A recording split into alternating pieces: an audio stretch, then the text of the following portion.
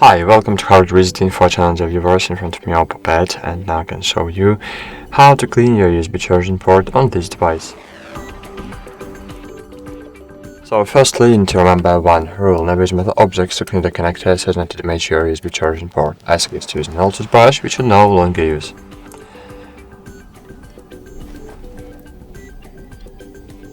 So, firstly, you need to take the keyboard off if you have the keyboard, because with the keyboard it's not too easy to do. So take off the keyboard and then just insert the one part of the brush into the connector. Oh, okay.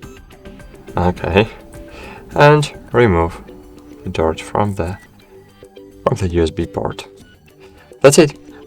Now you can install the keyboard back. And that's it. Thanks for watching. Like this video, subscribe to this channel, subscribe to our channel, and bye. See you.